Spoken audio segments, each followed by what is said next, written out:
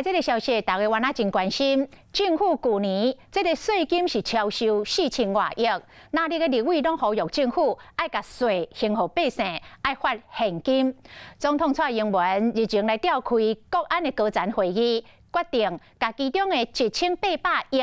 扣除必要的支出了后，剩的会当摕来甲全民共享。行政院长苏贞昌早起来到台北邮件处理中心来看农历过年国际包裹的检疫流程，而这个所在院长讲话咯，讲这条政府有按算要来发现金，但是爱偏预算，爱有法院的依据，爱经过立法院的同意，并不是私底下来发红包。外发高罪检疫险偏着问题包裹随做落来，行政院长苏贞昌来到台北邮件处理中心，宣过年国际包裹检疫流程，因为旧历过年特别到，非洲地区一定拢爱订货案，毫不松懈，因为这个一有破口就不得了，这个故意的一定要严查严办，起灰点柜台受理。情理寄托，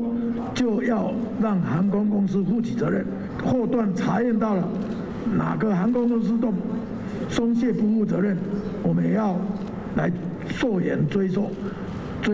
希望相关单位互相合作，严格监督。不过去年超征收4000多亿的税收，蔡总统进前召开国安高层会议，决定把1800亿计划发给人民。我们规划